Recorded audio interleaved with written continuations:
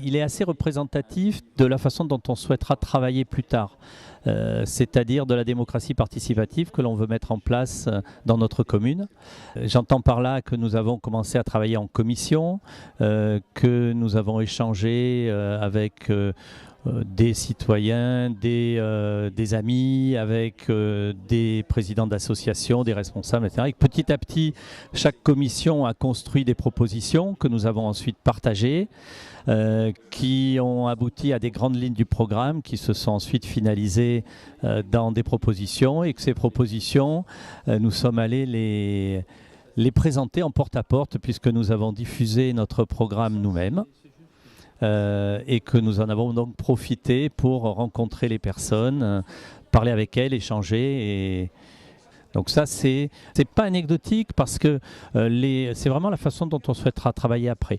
Alors ensuite, on a structuré le programme, si vous voulez. On a essayé de le rendre lisible parce que le problème d'un programme, c'est qu'il y a énormément de propositions et qu'on peut assez rapidement se perdre dans les détails. Donc on l'a regroupé sous 3 thèmes. Un thème qui tourne autour du patrimoine, qui est très important sur la commune puisqu'elle a un passé historique et architectural riche. Un thème qui tourne autour du socio-économique, qui est plus orienté vers la modernité. On a la zone de Pédebert qui est extrêmement importante, mais aussi les commerces de centre-ville, toute l'activité, le tourisme.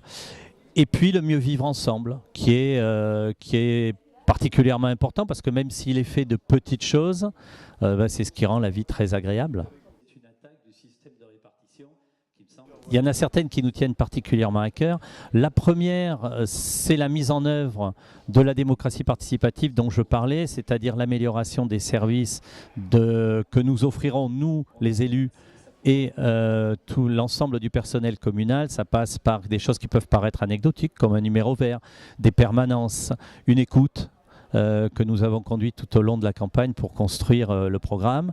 Après, si on va dans d'autres domaines, dans le domaine plus... il y a les 2 grands problèmes qui préoccupent tout le monde sur Sorts-Hossegor, qui sont la circulation et le stationnement en centre-ville et le lac, qui connaît à la fois des problèmes d'ensablement et de pollution répétée, sur lesquels là aussi nous proposons des solutions, une approche. Et puis plus sur le domaine du patrimoine, ce qui nous tient particulièrement à cœur, c'est la rénovation.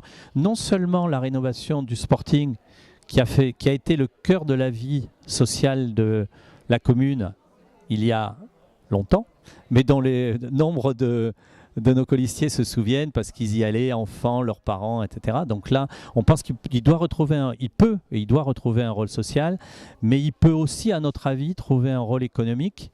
Parce qu'une des problématiques d'Hossegor, c'est d'étendre la saison touristique, qui se restreint à 2 mois et demi et quelques week-ends.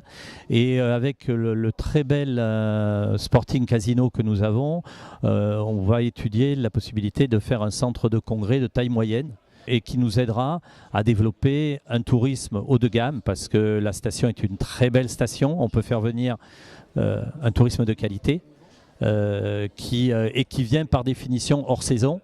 Sauf que ce sont des gens, ce sont des nuitées, c'est du restaurant, c'est des commerces. Donc c'est de l'activité pour la commune.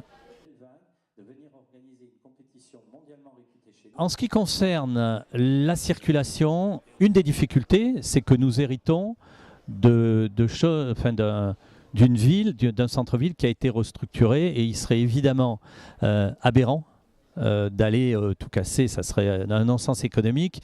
On a la chance d'avoir parmi nous celui qui sera mon premier adjoint si nous sommes élus, enfin je le proposerai comme premier adjoint, Jean-Jacques Tirkit, qui a fait toute sa carrière dans les concessions chez Vinci, qui a une grande expérience de ce domaine, côté de l'autre côté, mais il connaît très bien aussi toutes les collectivités locales. Donc on va travailler sur des propositions. Il faut évidemment réfléchir à des boucles qui permettent de passer de l'avenue Brémontier vers l'avenue du Touring Club. Aujourd'hui, il faut passer par un parking, ce qui est une aberration absolue.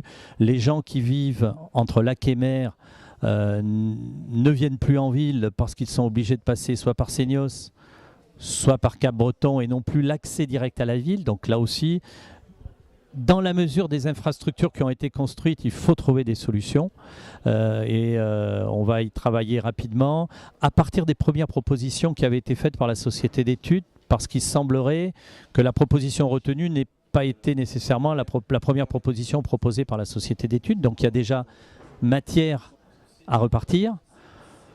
Et aussi avec le vécu de 1 an et demi de gens qui ont, de nous tous qui avons utilisé ce centre-ville. Les stationnements, c'est plus compliqué parce que, mais il faut trouver une solution. Le stationnement en centre-ville à Hossegor a toujours été un problème. Le problème s'est aggravé parce que dans la rénovation du centre-ville, nous avons perdu des places de parking. Donc ça ne va pas dans le bon sens. Maintenant, il faut aussi penser que le stationnement n'est un problème que 2 mois par an et sur les week-ends, quand la saison commence, à partir du moment où plus ou moins où le marché va ouvrir et au moment où il s'arrêtera. Donc il faut trouver des places de parking, il faut trouver des solutions, il faut sûrement aussi mieux utiliser les places de parking existantes et là-dessus on aura des propositions, mais il faudra les faire. Alors je retombe dans notre mode de travail en discutant avec les gens qui vivent, avec les commerçants qui travaillent en centre-ville, avec nous tous qui y allons pour faire nos courses ou pour nous promener. Donc le parking sera sûrement un problème peut-être plus compliqué à régler que le sens de circulation. Il y a 3 niveaux de problèmes sur le lac Marin. Il y a un problème facile à résoudre. Les abords aujourd'hui sont à l'abandon et ça c'est un peu de travail, un peu de signalétique, restaurer ces abords pour que une personne âgée puisse en faire le tour sans s'embourber dans le sable, un couple avec une poussette puisse... c'est juste de la bonne volonté, un peu de travail, ça ne doit pas coûter bien cher. Ensuite, on rentre dans le deuxième problème, qui est le désensablement. Là, on rentre dans quelque chose de plus lourd, de plus cher, mais il y a des gens qui ont travaillé sur ces sujets, que ce soit la mairie qui dispose, paraît-il, d'un rapport que personne n'a lu, à part eux, et aussi d'autres associations, que ce soit les Amis du Lac ou la SPSH, qui ont eux aussi fait des études. Nous, ce que nous proposons, c'est déjà de nous mettre, les gens de Sorts-Hossegor, les gens de la commune, autour d'une table, de mettre en commun nos analyses et de regarder déjà est-ce que nous pouvons, et nous allons arriver à une vision commune et partagée du problème et des solutions à apporter.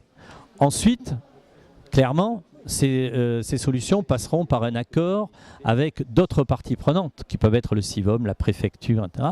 Et là, ça sort de notre compétence. Mais si au moins nous avons une analyse partagée, il n'y a pas de raison avec de la détermination que nous n'arrivions pas à résoudre ce problème. D'autant plus que ce n'est pas d'hier que le lac d'Hossegor s'ensable, et il a été régulièrement désensablé. C'est simplement qu'il n'a pas, là, le problème n'a pas été traité depuis une bonne vingtaine d'années. Et puis on arrive au troisième problème, qui est le problème le moins visible, mais plus compliqué, qui est celui de la pollution récurrente des eaux. Et là, qui déborde largement le cadre de la commune, puisque très vraisemblablement, ça provient de dysfonctionnements dans les stations d'épuration. Peut-être pas que, mais en tout cas grandement de ça. Et là ça dépasse... Là, par contre, où notre responsabilité d'élu de la commune entre en jeu, c'est que nous devons tout mettre en œuvre, et nous le ferons pour exiger la transparence sur ces dysfonctionnements éventuels, et ensuite qu'il y ait des vraies solutions apportées qui vont coûter cher. Ça veut dire que c'est nécessairement des solutions qui concernent la communauté de communes et les communes dans lesquelles sont implantées ces stations d'épuration. On s'est intéressé très rapidement à la zone de Pédevers parce qu'il y a des emplois derrière, et il y a aussi, pas que, mais notamment l'industrie du surf qui fait partie de l'image de la ville. Et ce que l'on peut dire, c'est que dans la mandature qui vient de s'écouler, la zone de Pédevers a d'abord été cédée au Conseil général et à la MAX. La municipalité sortante ne s'est pas intéressée au sujet de notre point de vue. Et petit à petit, on a la première zone de surfboard en Europe et là je vais passer la parole à Fred, qui a un potentiel énorme de développement, mais qui est prise entre le grand dynamisme de la côte basque, le développement d'Atlantis Sud, et qui petit à petit perd des emplois, voit des entreprises partir. Honnêtement, son environnement est indigne des entreprises qui y sont installées. Tout ça, nous l'avons dit, il semblerait que les choses soient en train de bouger, ce qui est plutôt une bonne nouvelle pour tout le monde. Oui, eh bien, oui, je confirme ce que tu viens de dire, c'est-à-dire qu'on perd, actuellement on a perdu dans les derniers mois à peu près 70 emplois sur la zone de Pedeberg qui n'étaient pas dus à la crise spécifiquement. Et aujourd'hui, on risque d'en reperdre à nouveau 90 puisqu'il y a 2 sociétés qui parlent de quitter la zone parce que les prestations que nous offrons sur la zone ne sont plus du niveau de ce qu'ils peuvent avoir soit dans le Pays Basque, soit dans d'autres pays européens, et qu'il faut absolument réagir. La zone aujourd'hui est à un virage de son histoire. Et c'est à nous, l'équipe qui sera en place demain, ça sera peut-être M. Soubestre ou nous, mais en tout cas, nous avons la sensibilité et le sentiment qu'on est très proche de l'industrie du surf, de l'industrie et des autres entreprises, que nous connaissons bien le problème et que nous avons déjà, avec Xavier, travaillé sur un plan d'action sur les 10 prochaines années pour construire les plateformes de demain pour nos enfants qui veulent rester à Osgore et travailler, et les autres qui veulent s'installer de façon pérenne sur la zone.